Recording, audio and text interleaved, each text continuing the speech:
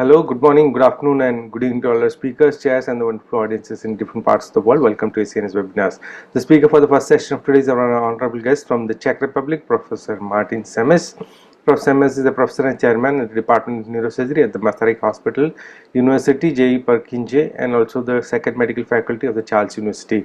He is the president of the Czech Neurosurgical Society. He is the vice chairman of the Neurovascular Center focused on surgery and endovascular treatment of cerebral aneurysms, AVMs, and cerebral ischemia. He established the clinical and Educational Skull-Base Center and Center for Facial Nerve Surgery, the WFNS Education Center Class A in 2004, and he is also credited for the establishment of the first anatomical skull laboratory in the Czech Republic. He is also engaged in editorial positions of various publications, being a member of their editorial boards. Altogether, Dr. Semes is a productive author with over 150 publications, including papers, articles, monographs, and books. And throughout his career, he had held more than 135 invited speeches.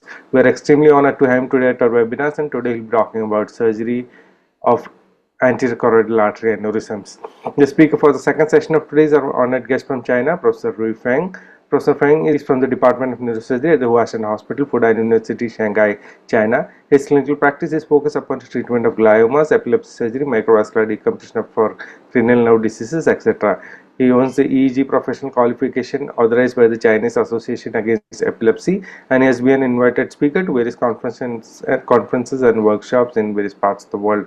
He is also a noted author with several publications in various peer-reviewed journals. We are extremely honored to have him today at our webinars, and today we will be talking about EEG Microstate analysis, exploring the spatiotemporal dynamics of whole brain network in temporal lobe epilepsy. The chair for the first session of today is our honored guest from Japan, Professor Kazuhiro Hongo. Professor Hongo is the director of the Ina Hospital, Ina City, Nagano, Japan.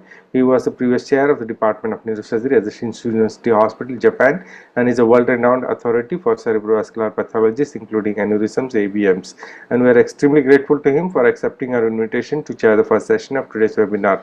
The chair for the second session of today is our honorable faculty from India, Professor Arivargan. Professor Arivargan is a professor of neurosurgery at the National Institute of Mental Health and Neurosciences, Bangalore, India. His clinical interests are focused upon neuroendoscopy, both transcranial and skull-based, molecular genetics, epilepsy surgery, and functional neurosurgery. We are extremely honored and grateful to him for accepting an invitation to chair the second session of today's webinar. On behalf of the Education Committee of the ACNS and the President of Yoko Kato, I would like to welcome both the speakers, chairs, and the wonderful audiences to this online platform of ACNS webinars. A very warm welcome to our colleagues in China, and we are extremely grateful to Professor Shubin for broadcasting this webinar on the WeChat channel.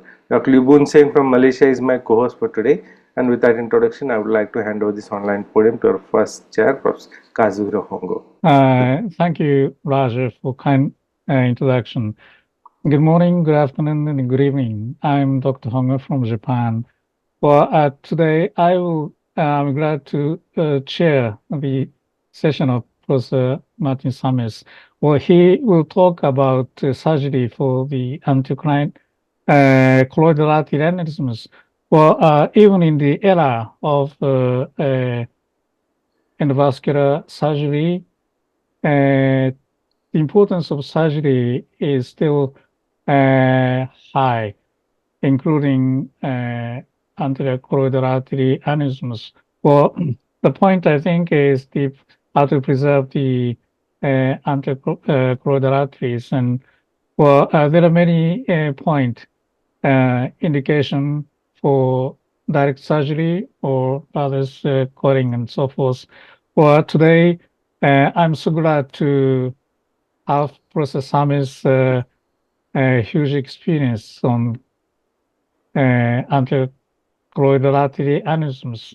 Well, Professor Semes, all for you, please. Thank you very much for invitation. It's a great honor for me. Okay, so let's start with the choroidal artery. This is actually very rare aneurysm, about 2% from series, for instance, for Yasargil, but it's a very important and critical place because there is a choroidal artery, which could be one trunk or even four trunks, but the very important supply of the posterior limb of the capsula interna, so makes this critical localization, because if we injure the choroidal artery, it results in the hemiplegia of the patient. So therefore, it's very important location. And if we see later the classification, you will see that most important is if the choroidal artery goes from the carotid artery or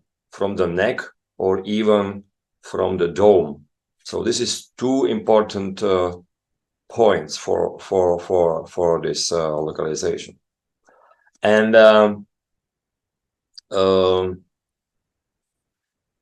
which is better, coil or clip? We have in our department, we have a very nice algorithm. So for coil in essentials, older patients, small neck and vertebrobasilar area. For clip, younger patients, I will argument more in the ISAT and the longer follow-up.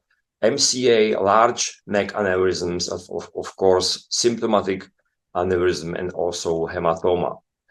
So let's start to sample the cases and then also literature, and then we will summarize which option is better for this aneurysm, coiling or clipping. So first case, you can see definitely the choroidal artery goes from the neck. So this is typical case. It's very, very difficult case. And if we decide for the coil, you will see that neck will be open and the recanalization rate is very high. So for this case, we choose the clipping with a specially fenestrated T-bar clip, and the direction of the aneurysm was inferior. So therefore, we use this fenestrated clip.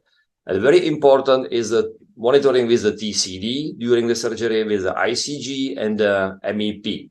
And also during the surgery, we had some problem, some MEP decrease, so we should create better positioning. But with the clip, we have more chance to do precise clipping than coiling. So this is a case, this is a post-operative CT angio, and the patient was very well. Next case is the large aneurysm in this area. So what is very important for managing this? If we consider endovascular treatment, we should know that flow diverter will bring 7% of occlusion of the perforators, which is relatively high.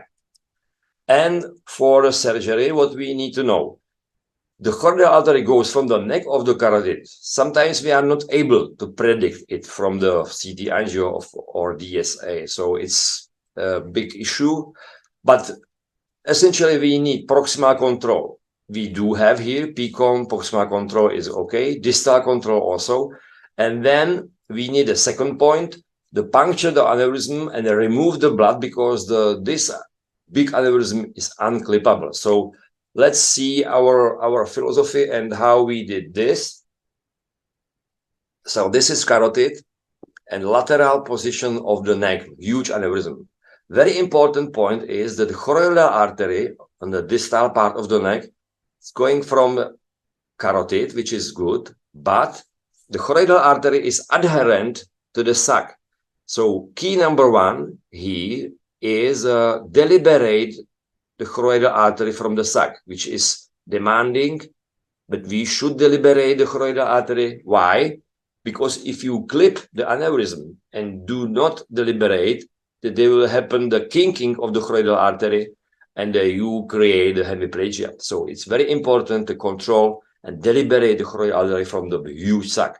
Now we go for the temporary clipping, first proximal, then distal.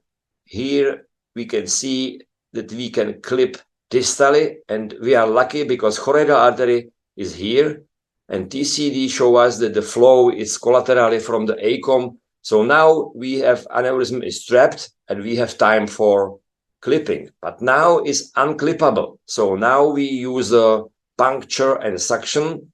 It's unfortunately not on the video, but we did it.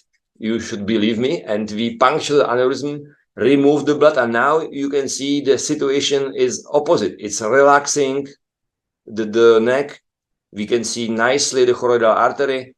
And now after the puncture and sucking the blood with the needle, you are able to do clipping with the control of every choroidal artery, perforators, and Yes, slowly we can put the clip in the good position. Here is a PCOM. PCOM is a free, no problem with the positioning. So now we remove the clips. And we did also balloon occlusion test before, so the collateral was very good, so no ischemia. And now you can see the choroidal artery has two trunks, both are preserved, and he is a part of the sac which is deliberate from the sac. So no remnant of the sac, preserved PCOM, preserved choroidal artery. So this is good case. Next case is also huge aneurysm, the same position, choroidal artery, but here's also fatal type of the PCOM, which goes directly to the PCA. So we decided the same philosophy, temporary clipping, suction, and aspirating the blood and then clipping. We are more lucky because choroidal artery, he is going from the carotid, but it's not adherent to the sac. So it's much more easier procedure because this is not necessary to make a sharp dissection of the choroidal artery from the neck. We just put the clip on the carotid proximal. We put clip of the PCOM. It's very important to put clip in distally before we need now to the puncture. Now we can see on the video, so puncture of the fundus, aspirating the blood. And now it's relaxing. You can see the neck is now nice relaxing, and we are able to put clip appropriately without the suction and aspiration. It's not possible. And we should see also the PCOM and of course choroidal artery, but choroidal artery is a good position. So after this, we remove the clips. You can see some remnants. So now we control with the TCD, we control the flow in the choroidal artery, which is perfect. And now we have some remnant and superior aspect of the aneurysm, so we can add very easily 2 more clips to have no remnant. Here is a PCOM, which goes directly to the posterior cerebral artery. So good clips, no remnant, no ischemia. So if we see the classification system, the same Yasargil, same this Japanese author. So choroidal artery goes from carotid or from the neck, or even from the dome. So this is most important, and these two variations are very difficult and are more appropriate for surgical treatment, as we will see later on according to literature. The same classification from the Chinese author, also very important. Tape 1 is from carotid, tape 2 from the neck or even from the dome. So always the same. Here is the difficult case, last one, which is also very large aneurysm, but choroidal artery goes not only from the neck, but from the dome. So this case is very difficult for coiling because it's not possible to measure how the coil plays in this. So we decided to put a clip. But of course, the clip should be only partially clipping the aneurysm because the key number 1 is preserve the choroidal artery. So this is follow-up after 1 year, stable, and we are very lucky because the remnant of the aneurysm doesn't grow. So this is a very difficult case, but we have no other options than put the clip and preserve choroidal artery. It's follow-up and patient is stable. So these are our experience, and now we will share with literature data. So this is a paper, and you can see from endovascular treatment, 18 patients. So series are usually very small, but they have 10%, 11% of the complications. If we see next from the Kim paper, 37 patients, 88 patients, it's a relatively large series. But they have also 10% morbidity mortality. Very important, the complications are only when choroidal artery is arising from the neck of the aneurysm. So this is in concordance with our observation that if the choroidal artery goes from the neck or from the dome, it's definitely better to use surgery than endovascular treatment. We have one comparative study where they compared 10 coils, 10 clips, and the results and the conclusion are the same. Best indication for the coiling are only non-choroidal artery incorporated aneurysm. It means this type from the neck, this type from the fundus. It should indicate for surgery. And you can see conclusion number 2. There is no limit for surgical clipping, but for endovascular treatment only this case. Yes, we have also flow diverters, but it's very elegant method, but we should know that 7% is risk of the occlusion of the choroidal artery. We have also 3.5% of delayed ischemic stroke. So this treatment is elegant, but is also brings some risk. And in my hospital, my colleagues from endovascular treatment, they don't like this high risk. So these patients are referred for our clipping.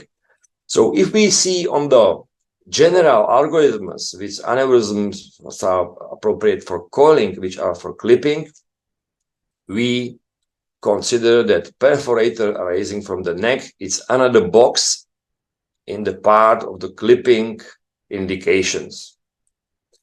And if we continue more generally, not only choroidal artery aneurysms, we can see now that we have a very important studies. ISAT study, BRAD study from US, this is from Britain, California study, and all the studies also very long follow-up. ISAT even 18 years from the British population, BRAD 10 years, California 17 years, and all the studies bring new data, which that lower invasivity of the coil, which was after 1 year follow-up, now after 10 years or 7 years, we see it's compensated, but by lower obliteration rate and higher rebleeding. So it's new data for surgeons. I think that surgeons should be more active because we have evidence-based medicine that clipping and surgical methods are more reliable in the point of view of the long-term follow-up.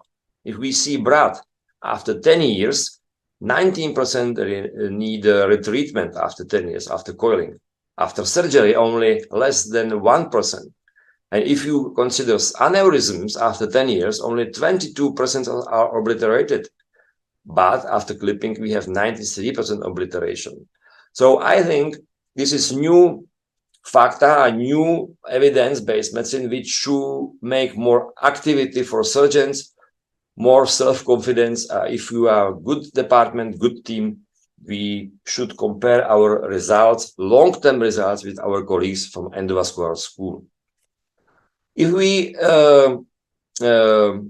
evaluate our patients, we have a retreatment in the endovascular only 4.5%, and we have very low retreatment after clipping. This relatively low number of the retreatment after coiling is why? Because we indicate for coiling only patients with a narrow neck. So all the wide neck aneurysms are preferably clipped in my institution, and therefore we have this good result of retreatment.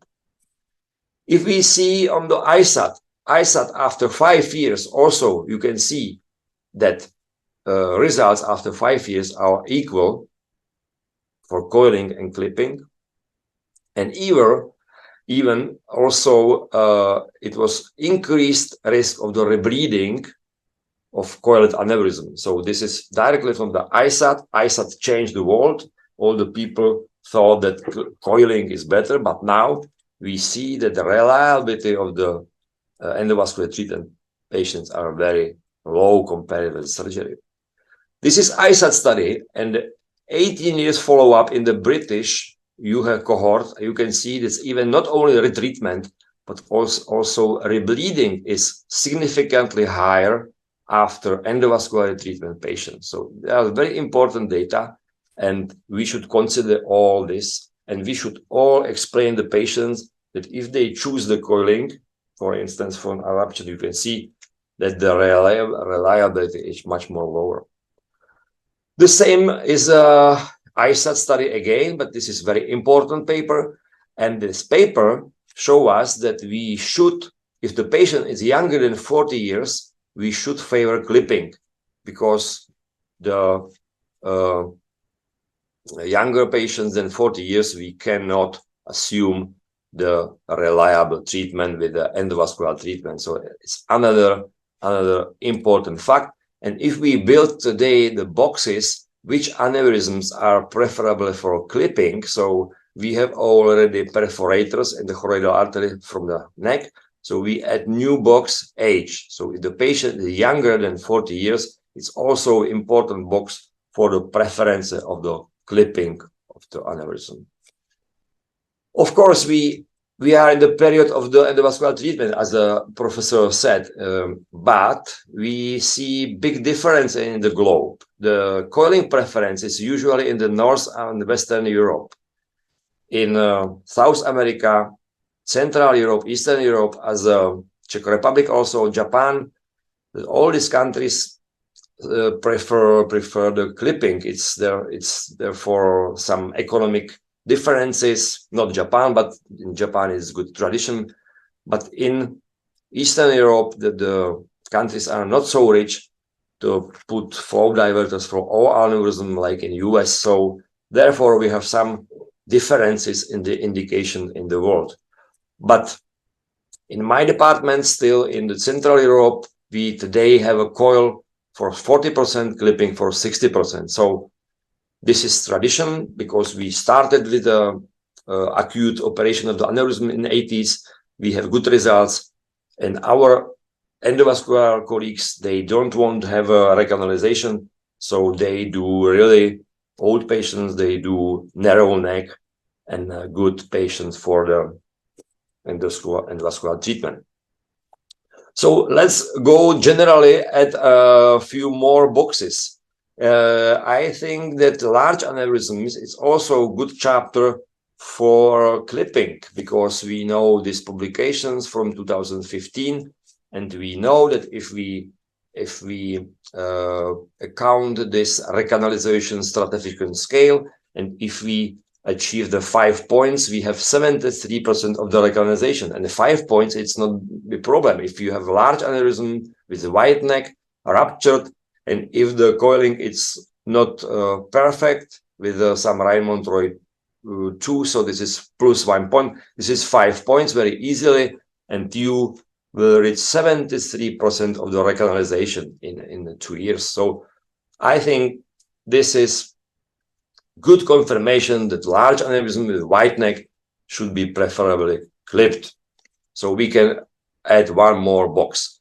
Giant aneurysm, especially in the ophthalmic aneurysm, we have a nice publication of the British journal, so I will summarize these cases. So one illustrative case, very large aneurysm on the C2 with inferior direction of the fundus. So we perform the balloon occlusion test, and here's also fatal type of the PCOM. So we decided balloon occlusion test was not tolerated. So we consider in the strategy, we need temporary occlusion of the carotid of the neck, and we need some suction, again, decompression of the neck from the neck, the Dallas technique. But we are afraid about ischemia. So our strategy was to do first bypass, prophylactic bypass to prevent ischemia. And then we occlude the carotid of the neck. We remove the blood with the Dallas technique, and then we will clip. So this is the surgical technique.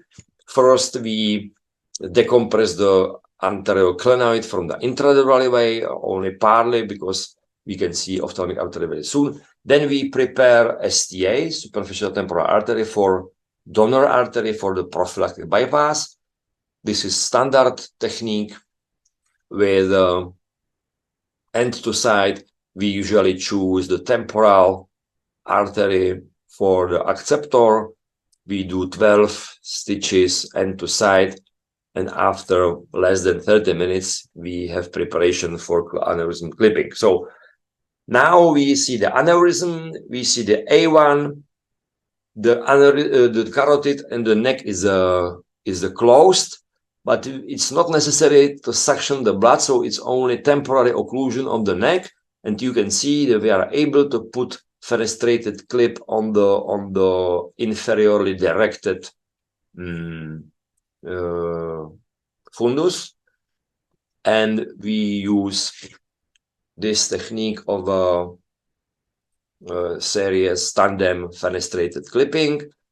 So next clip, now we control the PCOM aneurysm, and we use the second fenestrated clip. Very important to create the corner with the PCOM and the distal end of the neck. And then we add a third clip, which goes more proximally, and the ophthalmic artery is here on the superior aspect from the surgeon's point of view. It's good flow. And now we reconstructed the aneurysm with the inferior direction. We see PCOM, we see choroidal artery, which is most important also in this case. So we always use ICG, which is perfect for perforators. So you can see choroidal artery is here, is safe. So this is a post-op CT angio, no remnant, and now we have follow-up 3 years without any recanalization. So let's conclude this large or giant aneurysm, specifically in the ophthalmic region. We published our result that aneurysm with visual dysfunction, we preferably choose the surgery, and if possible, within the 3 months of the onset of the symptoms, because we have a higher chance to improve the vision than after endovascular coiling. It's logical because coils doesn't bring any decompression of the optic pathways. Again, we have flow diverters, sure, but if we follow the results after flow direction, we can see that ophthalmic patency is only 85%, and we see also 40% new ophthalmic complications. When it's very important in the case A, when the ophthalmic artery goes from the aneurysm sac, or if the ophthalmic artery enters from the convexity of the carotid. So in these two cases, we should not prefer flow diverter, because we should treat with high number of the retinal emboli or optic nerve ischemic atrophy. So this is very important. Next paper, which is also evaluating the visual symptoms. You can see 160 patients, visual symptoms 10 patients, but 90% not improved. So after surgery, we expect, and we have evidence that we have a better improvement after decompression of the optic pathways. New visual deficit, 2 patients. So flow diverter, very elegant, but very expensive. But for the ophthalmic artery, it's not always safe. You have a same number as a choroidal artery, about 7% occlusion. So let's bring another box, giant aneurysm, especially in ophthalmic region. Next box I would like to add is a wide neck aneurysm. If you see very wide neck aneurysm, so endovascular people, of course, they could offer some X stent or Y stent, but we prefer, my endovascular people don't like the combination of the stenting and multiple stenting and then coiling, so it brings also higher morbidity and mortality. So we decided to use the multiple fenestrated clips, and we are able to preserve, of course, Heubner artery, all perforators, hypothalamic. As this construct, it's a little bit difficult, but you can see the both A2, all the perforators are perfect. So surgical treatment is also possible in wide neck. Next case for the wide neck is a SCA aneurysm, posterior circulation. Usually we prefer endovascular treatment in the posterior circulation, but this case it's very difficult because it's very wide neck. The SCA is entering from the aneurysm sac, so our endovascular colleagues recommend to do this better for surgery. So we decided for subtemporal approach, very elegant. You can see the trochlear nerve and third nerve, so we operate in the interval between fourth and third nerve. again, fourth nerve here, third nerve here. So we do subtemporal approach, nicely preparing the neck. Then we use temporary clipping for 5 minutes. Temporary occlusion brings no risk of the ischemic deficit. And then we put the clip on the neck. And so we are able to create good exclusion of the aneurysm from the circulation by clipping, even if the neck is very, very wide. Again, ICG control, and then we always try to puncture or resect the fundus. But in this case, it's very interesting because the aneurysm has a calcified neck. So we need to add one more clip. And again, because the calcification are very, very rigid. So in the end, we should put 4 clips to be sure that the aneurysm is excluded from the circulation. So sometimes it's very important to, after clipping, to puncture the sac to be sure that aneurysm is safe, because the calcification of the neck is very, very difficult for us. So you can see CT angio after PCA, SCA, no ischemic problem. This was subtemporal approach, but it was very low for the terminal approach. And we add the box white neck. I recommend to add one more box, MCA aneurysm. You agree with me that the MCA aneurysms is more suitable for clipping than endovascular treatment. This case is very difficult. Again, calcified neck, very wide neck. So for the coiling and the stenting is very, very difficult. And the MCA for us is very good accessible. It's on the surface of the brain, so-called, and we can treat this patient very effectively with this was the multiple stacked clipping, because also calcified neck, so you should use more than 1 clips. And if it's necessary to remove the thrombus or plaque, so now I prefer this parallel clipping with removing the clot much more better than temporary clip on the M1 and M2, because if you put a temporary clip on the M1, there is a big risk of the embolization of the thrombus to the circulation. So this method now I prefer more. So to do parallel clipping, remove the clot, and then improve the position of the clips. So the construct, it's very difficult, looks strange, but all the M2 perforators, M2 trunks, everything okay. So our next box is a MCA aneurysm, even large aneurysm. This is the second case of the MCA aneurysm, very large, 45. This is a giant aneurysm. You can see angio. So again, flow diverter or endovascular treatment is possible, but danger of the risk of the closure of the lenticule striate, it's high, about 7%. So we decided for surgical clipping. We created the M2 inferior with the clip, and this we created with a bypass because the sac was not clippable. And you can see postoperative TCD and good result. If we see from the literature, MCA long-term follow-ups also, Brad, Rodriguez, Hernandez, the first clip option, you can see rebleeding 0. If we see article from Mortimer, coil first from the MCA aneurysm, you can see that from rebleeding. So again, argumentation that the reliability of the endovascular treatment here for the MCA aneurysm are much more lower than clipping.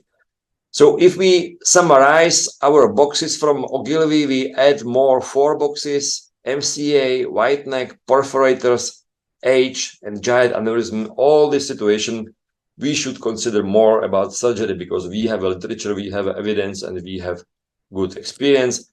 In Czech Republic, you can see dominance of the surgery, of course, after introducing coiling, growing up the coil.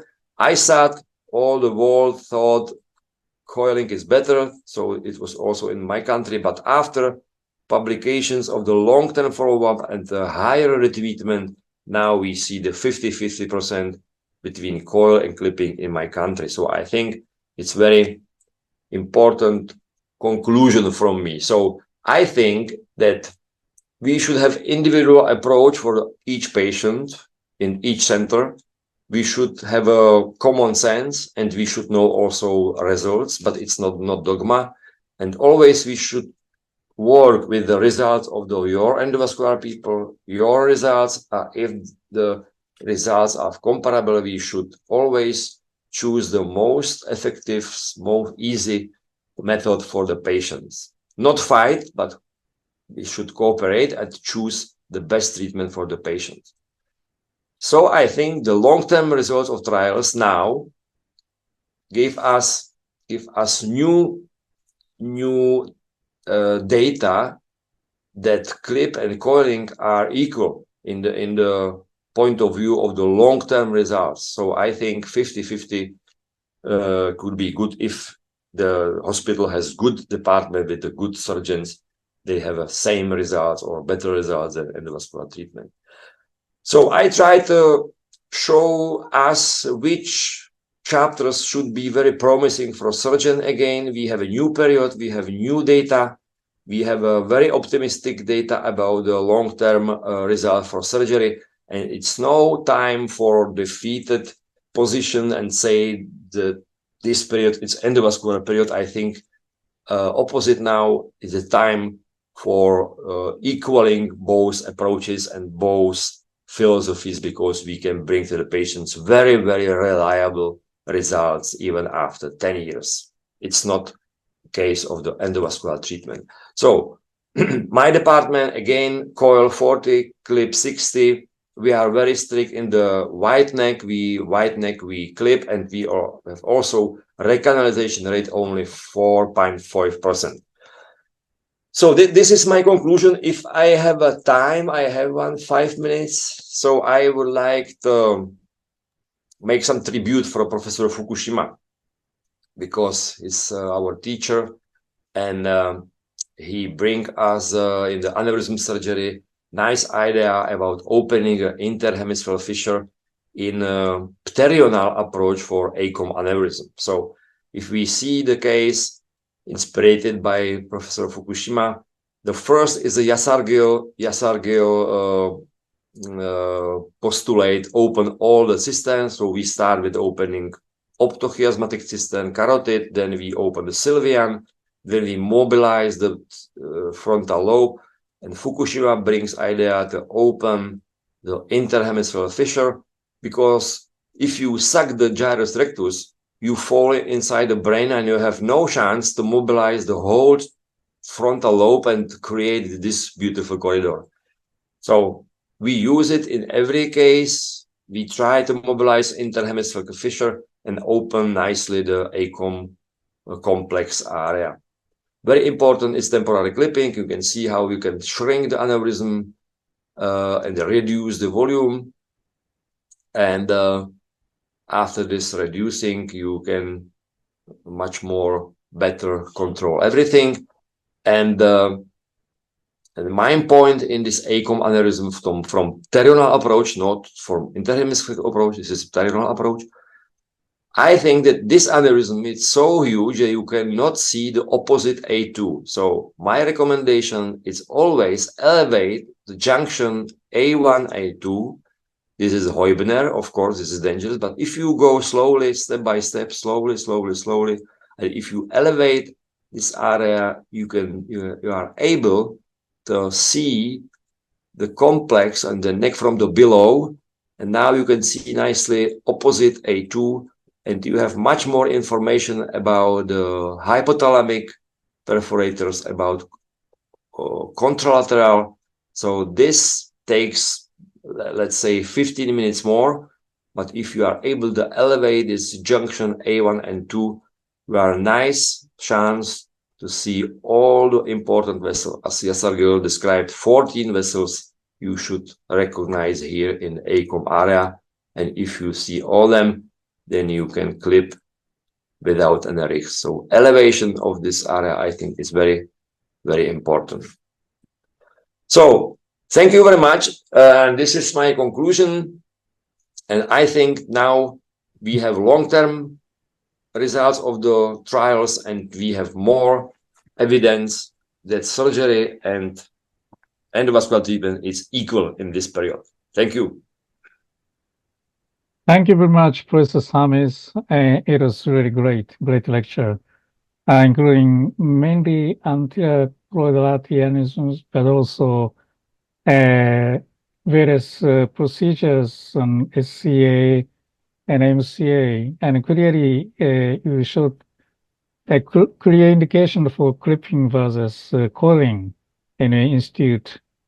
Well, with very beautiful videos, and also lastly, you mentioned about Professor Kushima, rest in peace. Yes, he gave us a great. He was really great teachers for all of us. Well, thank you again. Well, first we have 3 questions from online from one doctor named Dr. Parekh. Well, I will read and please answer for the 3 questions, Professor Samis. Was number 1 is, if anterior choroidal artery adherent to fundus, how do you handle? Do you use adenosine? This is the first question. And second question is, what's rate of hemolysis post-surgery? I think in case of anterior choroidal artery aneurysm. And the third one is, do you give chance to patient for coiling or clipping?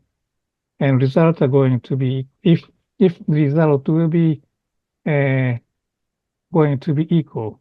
These 3 questions you have from the online. How do you think?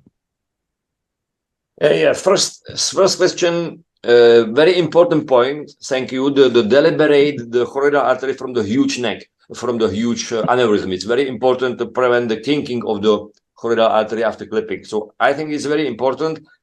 But you know, this aneurysm is not so often. So in my cases, we did it without any adenosine, without any temporary clipping.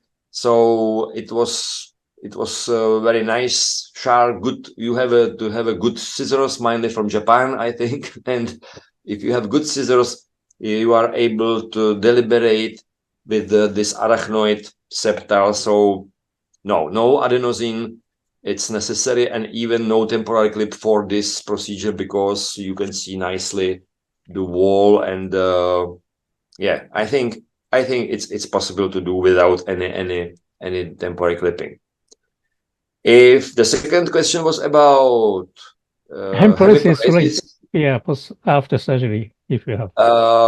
In this series, we have no complications rate in this series, because we have a too large and too small, and also in the artery from the neck. So we have 0 complications rate.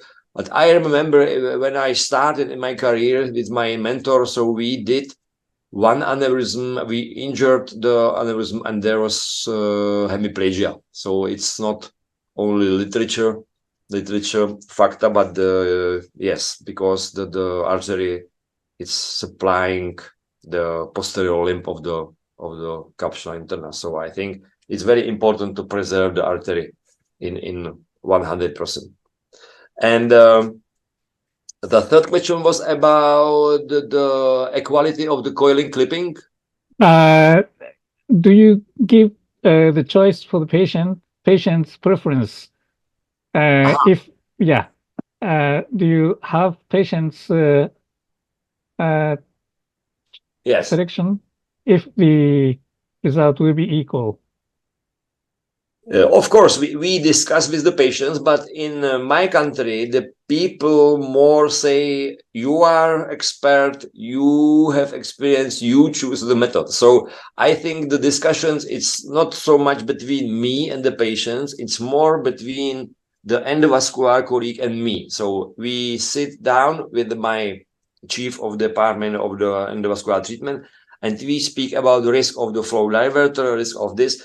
So usually we decide between endovascular and surgeon. We have a system with no hybrid system, so we have a surgeons and we have endovascular people. I think it's much more better because both are better. If you are hybrid, you do both, but both bad. That's my friend. But it's a joke. But yes, so of course the patient can say what his preference, but I think the more valuable is the discussion between the endovascular specialist and surgical specialist, because they know much more about risk of the treatment, about benefit the treatment, and this is for me significant. In America, some people say sometimes the hybrids say you want to open the head like a whole. I think it's not fair because the craniotomy it's also mini invasive. After 10 days, you remove the stitches and the patient is okay. So I think sometimes the discussion with the patients could be biased. So of course we explain them 50-50, but more important for me is information from endovascular route, how they feel it, how they bring the risk, and I think it's more significant from the result than some opinion of the patients which is not so educated. Great, thank you very much. Well, any other question from the audience or panelists? Well, before that, I have one question regarding the. Well, I understand that in your institute, the crippling surgeon and endovascular surgeon are not the same kind of, not the hybrid. Two two-way prayers, but well, at conference you have endovascular surgeon and crippling surgeon having the conference together. I think so. And who you decide the final decision? You decide final decision, or how? How do you decide finally crippling coiling? Yes, we always discuss every single patient separately. So every patient bring the localization, shape, the size. So we sit in team with a very experienced colleague and me. I did also the highest number. So we decided together which is better. So we can say if there is white neck, so usually the first choice is a clipping. If there is nice aneurysm, very very narrow neck, or this vertebral basilar system, so we usually prefer, of course, the endovascular. But always it's not fighting. That always it's choosing the better method. It's really, we are very good friends, and we try to bring for the patients the advantage, not the advantage of the surgeons, like your ego and to do this aneurysm because I like this and it's good success. No, it's about results. It's not about your hero. So I think it's working good. And maybe one fact is also that our endovascular people are very good in the treatment of the stroke.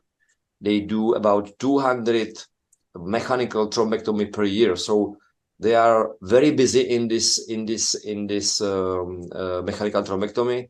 They do the best numbers in the world, and maybe that they are already realized in this field, so they don't need fight with me for the aneurysm. So we really choose for the endovascular treatment only patients which bring no problem with some stenting, coiling. So usually this difficult aneurysm we do by surgery, and we have a team. We have 5 people who are able to do aneurysm during the duty. So I try to teach my young people. We have also people from fellowship from all the world coming to us for vascular surgery. So I think it's important to teach the people and keep this knowledge because clipping really brings the reliable treatment.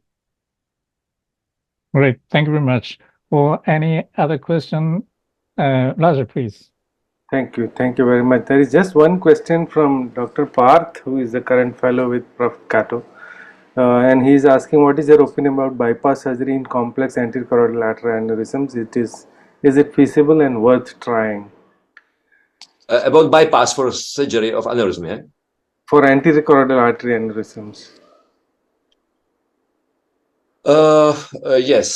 So I showed you one case, and in general rules, if you perform 100 aneurysm, you need one bypass. So this procedure bypass necessity it's relatively low. If you do 100 aneurysm per year, so you will need one bypass, in my experience. And we in these cases when we need a proximal occlusion, so we always do the balloon occlusion test, and if there is no collaterals, so we do this prophylactic bypass.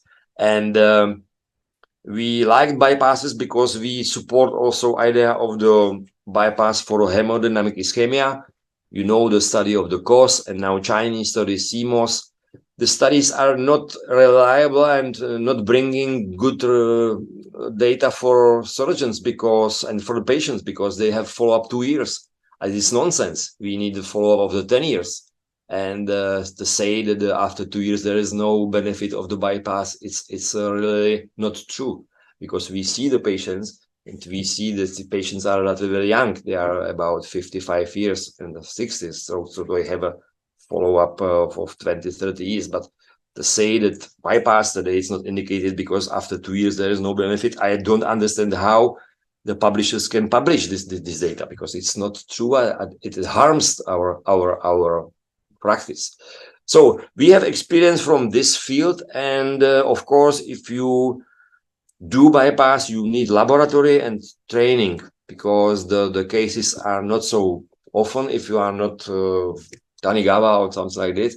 So we do about 15 bypasses per year, and I personally go to the lab very regularly to be in shape and to be ready for the bypass performing. So we are also about four surgeons in my department, which are educated for this, which go to the laboratory. And yes, I think this knowledge is also very important to have in the armamentarium, to do bypass anytime, any day, because you can see the aneurysms which need some prophylactic bypass, or you can see some patients with the acute ischemia. There is no possibility for endovascular treatment, so you can do bypass and you bring the patients also benefits. So, and moya, of course. So aneurysm, moya, stroke, I think the bypass is also a very important part of our specialty.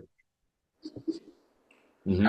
Well, thank you very much, Prof. Samas. It was indeed 2-day force. You showed us every aneurysms in the brain except for posterior, and we had a very wonderful time.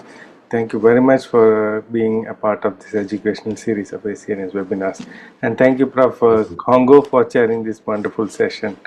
Now we'll move on to our second session. Yes, Prof. So please take over and invite Prof. Fengui for his lecture. Yes. Good evening. I'm here. Okay.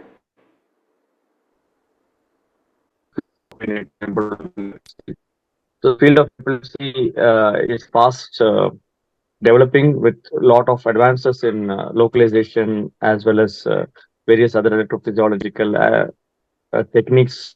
So we invite Prof. Fengui to give his talk on that. Over to Professor. Okay, thank you for the introduction. It's a really honor to be here to present one of our studies. It's a topic about EEG microstate analysis. Our aim is to explore the spatial temporal dynamics of the whole brain network in temporal epilepsy. I'm from Huashan Hospital in Shanghai of China. So first, I'd like to introduce the concept of epileptogenic zone localization and epilepsy surgery. So the current epilepsy surgery are mainly based on the multimodal epileptogenic zone localization before the surgery. The multimodal tools include the semiology, MR, EEG, PET, and in our center, we routinely use the source imaging technique. We finally generate an epileptogenic zone, and we do surgery for some patients. But actually, the seizure-free rate after surgery is far from optimal. It ranges only from 50% to 70%. So this is the concept of epileptogenic zone, which is mainly introduced by Ludus. This is actually a theoretical concept. It's made up by 5 zones, and they can be overlapped or not. But with development of neurosurgery, we are now at the stage of network neurosurgery, which means many of the neurological disorders are actually network disorders. So take epilepsy as an example. It may not be simply derived from a single focus. It may be derived from a diseased whole brain network. So it's really necessary for us to develop the network analysis for epilepsy. We started to use high-density EEG in epilepsy surgery for many years. Traditionally, we use scalp EEG to localize the epileptogenic zone, mainly by the interictal spikes and the ictal onset. But even with the improvement of the post-processing techniques, the localizing value of scalp EEG is still limited. And in our center, we have the technique of source imaging, which is a technique deduced from the surface data to the brain. We finally generate an intracranial source, and we have improved the techniques of head modeling and the inverse method. But still, this is basis on the logic of localizationism. We actually raise the accuracy of the localization, but still, as I just said, the surgical outcome still suboptimal. So recently, we developed the technique of whole brain level epilepsy network evaluation. We still use high density EEG to acquire scalp EEG with high resolution, and we focused on resting state EEG, which is the microstate analysis. We try to link the microstate features to the diagnosis of epilepsy, and then the clinical feature prediction, outcome prediction, treatment guidance of epilepsy. So this is an example of microstate. This is 5 seconds of continuous topographic maps. So at first glance, it seems really unorganized. But actually, after post-processing, after the clustering analysis, we can generate only limited topographic maps. In this study from Michel's team, they generated 5 types of topographic maps.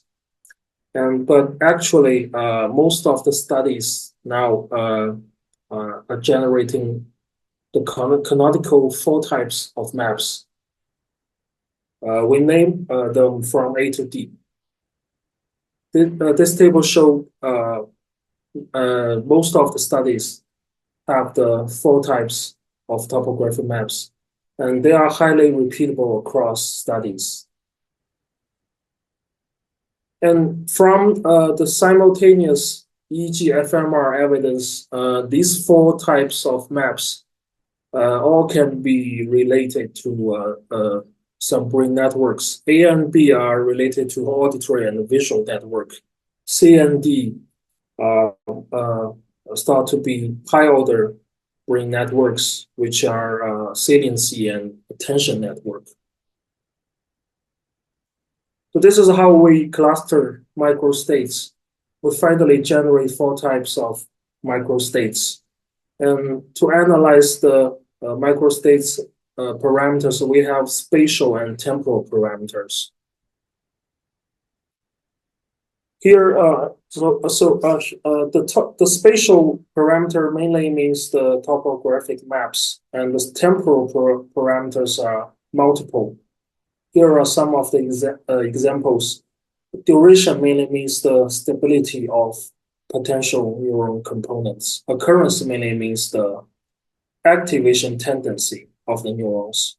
And coverage, or can be called contribution, mainly means the relative time coverage of neural components when compared to others. And we can see from this table that there are already many microstate analysis focused on other neurological diseases. The most frequently studied one is schizophrenia. We can see that in different neurological diseases, we can find different microstate changes.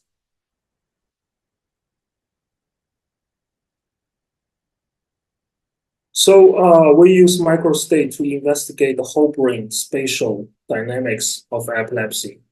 This is how we acquire the scalp high density EEG data. And then we choose only the resting state segment, which means we exclude the interictal epileptic discharges and the epileptic seizure waveforms. Here's our results. From the spatial parameter, which is actually the topographic maps, we found the maps, all the 4 maps can differentiate TLE from the healthy controls, which means the spatial feature is highly sensitive to differentiate the 2 groups. And for the temporal parameters, more complicated, the duration parameter prolongs in every state, which means protracted neural reactions in the TLE patients. And occurrence lowers in every state, which means injured neural activation tendency in the TLE patients. And like I just said, we have many temporal parameters. We have 51 here. So we use the machine learning method to analyze.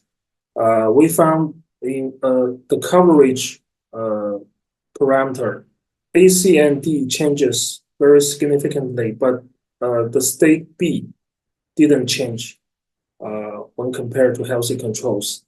I think, in my opinion, A and B's change can be logically explained, but it's more difficult to logically explain the changes in C and D.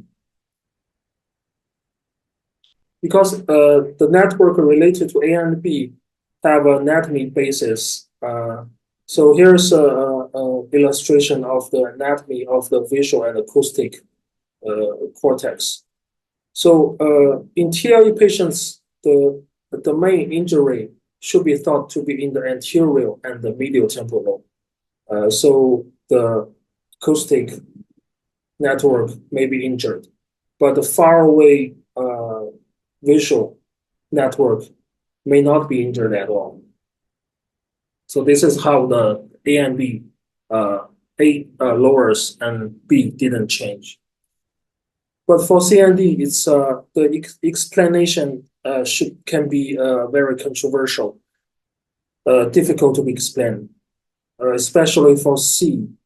From different literature, so we can find even opposite findings. Here's another topic which we cares a lot. It's about outcome prediction. Again, we find out the spatial features can differentiate the poor prognosis group from the favorable prognosis group. It's again very sensitive. But the temporal or clinical parameters all of them showed no positive results, even if we use the machine learning method. We are also interested in if the microstate features can differentiate different clinical groups. These groups are divided by doctors based on the patient's the characteristics of the patient.